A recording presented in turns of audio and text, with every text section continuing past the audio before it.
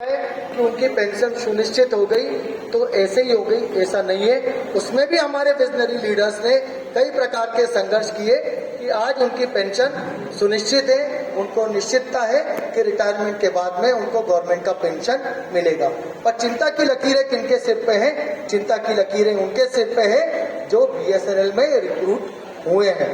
अब बीएसएनएल में रिक्रूट हुए, उसमें भी दो कैटेगरी है कि कुछ हमारे साथी ऐसे हैं कि जिनका नोटिफिकेशन डीओटी ने निकाला था, यानी उनको विश्वास किसने दिलाया था कि गवर्नमेंट ऑफ इंडिया के आप पार्ट रहेंगे, गवर्नमेंट ऑफ इंडिया की एक ऑर्गेनाइजेशन के आप पार्ट रहेंगे। अल्टीमेटली जब भी कोई अप्लाई करता है नोटिफिकेशन के थ्रू तो वो नोटिफिकेशन के बेसिस करता है कि उसमें जो लिखा है, उसमें जो टर्म्स एंड कंडीशन है, उसी के अकॉर्डिंग वो अप्लाई करता है। कई हमारे ऐसे भी साथी थे जो दूसरी गवर्नमेंट ऑर्गेनाइजेशन पे थे, वो डीओटी के उस नोटिफिकेशन के बेस पे अपनी जॉब छोड़ के आए और उन्होंने यहाँ पे वो नोटिफिकेशन के थ्रू एग्जाम क्लियर किया।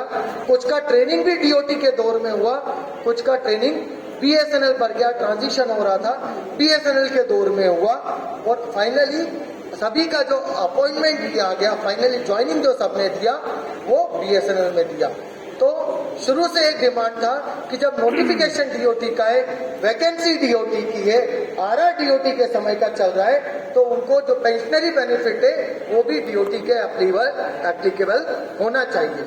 तो अभी एक लेटर जो मार्च में निकाला गया है जिसमें जो सेंट्रल गवर्नमेंट के एम्प्लॉइज हैं उनकी पेंशन को एनपीएस की बजाय ओल्ड पेंशन स्कीम का बेनिफिट देने के लिए जो गवर्नमेंट ऑफ इंडिया ने प्रयास किया है, तो उससे हमारी इस डिमांड को और बल मिला है। ऐसा नहीं कि हम लोग इसके लिए पहले प्रयास नहीं कर रहे थे।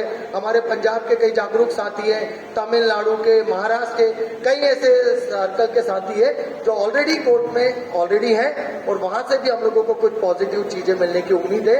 तो मैं आपको विश्वास दिलाता हूं कि हमारा ऐसे नहीं वो संगठन है जिसने सबसे पहला लेटर ओल्ड पेंशन स्कीम को लेके सन 2020 में लिखा था और अभी भी हमारा संगठन ही प्रयास कर रहा है कि हम लोगों को ओल्ड पेंशन का जो आप लोगों का राइट है वो मिलके रहे। लास्ट वीक भी आपके बंदन बिन जी, आपके गुरविंदर जी वहां पे आए थे, मेंबर ऑफ सर्विसेज से मीटिंग लिया था, आप लोगों ने पूरा जो फीडबैक दिया था उसके बेस पे वहां पे मीटिंग भी हुआ है और बड़ी बताते हुए खुशी भी है कि उन्होंने भी अभी हमसे अफसोस सर से कुछ और इनपुट मांगे।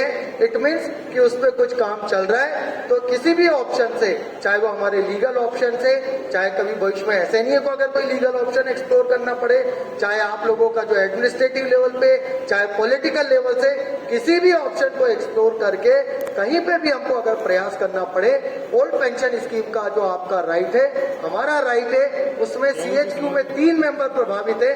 जिस सीएचक्यू में 3 मेंबर प्रभावित है उस स्कीम से, उस इश्यू से, तो वो कितने जागरूक होंगे? जागरूक तो सभी रहते हैं पर 3 सफरर रहते हैं। जैसे पे लॉस अगर कोई फेस कर रहा है ना, तो उसका दर्द वही झेल सकता है, हम उसमें एक उसे सहानुभूति दिखा सकते हैं, पर जो एक्चुअल जो फील कर रहा है उसको दर्द पता रहता है। तो आपके सीएचक्यू में भी 3 ऐसे साथी हैं जो उस पीड़ा से गुजर रहे हैं, वो उसके लिए पूरा प्रयास कर रहे हैं, अफसर सर उनका नेतृत्व कर रहे हैं। सब मिलके पूरी ऐसे नहीं सेवा टीम सारे मिलकर हम ये प्रयास करेंगे कि आपका जो ड्यू राइट है, हमारा जो ड्यू राइट है वो हम सभी को मिले और वो हम लोग मिला के रहेंगे। जो हमारे ईपीएफ हायर पेंशन का भी जो कुछ लोगों को ऑप्शन मिला है, जो 2014 के बाद रिक्रूट हुए साथी हैं, वो बोलेंगे हमें तो ओल्ड पेंशन स्कीम का भी बेनिफिट नहीं है, सिर्फ हमारे लिए तो ईपीएफ का ऑप्शन है। तो ईपीएफ का भी जो हायर पेंशन का क्या हो रहा है, हम लोगों के लिए कुछ रिवीजन होगा क्या? तो मुझे बताते हुए ये भी बड़ी खुशी हो रही है कि वहां पे भी उस कोर्ट केस को सुप्रीम कोर्ट तक अगर किसी संगठन ने लड़ाया है तो वो हमारे एसएनईए संगठन ने एनसीओ के माध्यम से लगाया है। एनसीओ में जो मैक्सिमम कंट्रीब्यूशन देता है वो हमारा एसएनईए संगठन देता है। एनसीओ में जो वर्किंग प्रेसिडेंट रहते हैं वो हमारे एसएनईए का पदाधिकारी रहता है। हमने उसको सुप्रीम कोर्ट तक लड़ा। जो दूसरा संगठन बोलता है कि हमने लड़ाई लड़ी, तो आपको पता है कि लीगल जब भी लड़ते हैं फाइनल जजमेंट सुप्रीम कोर्ट से आता है। कैट में आप फाइट कर लो, हाई कोर्ट में फाइट कर लो, अगर मैटर सुप्रीम कोर्ट में गया है, अगर आप वहां पे नहीं गए तो आपका वहां पे लड़ने का कोई औचित्य नहीं है, आपने लड़ाई अधूरी छोड़ के चले गए। और फिर जब दूसरे एसएनईए और एनसीओ ने जब लड़ाई वो जीत ली तब आप उसका क्रेडिट लेने आ गए कि शुरुआत तो हमने की थी। खाली शुरुआत करने से कोई अंतर नहीं पड़ता।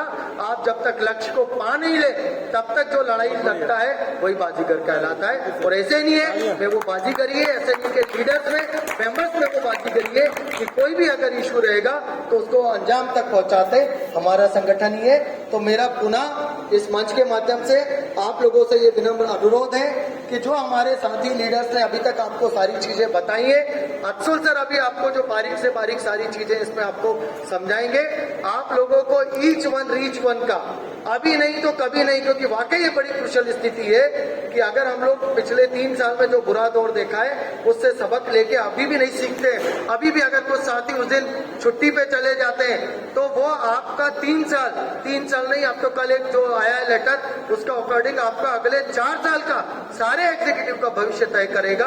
तो आप लोग किसी भी उस डेट को कोई भी आप लोग छुट्टी नहीं ले, अपनी जिम्मेदारी का निर्वहन करें। हमारे एक एक साथी को, एक एक मेंबर्स को जागरूक करें कि आप लोगों को एसएनई के फेवर में साथ देना है। एसएनई के साथ में सेवा संगठन है, एसएनई के साथ में सीबीओ डब्ल्यूए संगठन है, और भी 2 से 3 संगठन आपको अभी नाम सुनने को मिलेंगे कि जो हमारे पूरी लीडरशिप पे विश्वास जता रहे। तो आप लोग तो खुद हमारे संगठन के ब्रांड एम्बेसडर है, आपकी जवाबदारी और ज्यादा बढ़ जाती है। हर एक प्रयास कीजिए, सेवा आप सीबीओ डब्ल्यूए के सारे मिलके पूरा प्रयास कीजिए कि हमारी जीत तो सुनिश्चित है और उस जीत का मार्जिन 60 से 70% से ज्यादा रहे, तब उस जीत की पूरी सार्थकता रहेगी। उसी को हम लोगों को करना है। इसी के साथ में मेरी वाणी को विराम देता हूं। धन्यवाद। ऐसे नहीं है जिंदाबाद।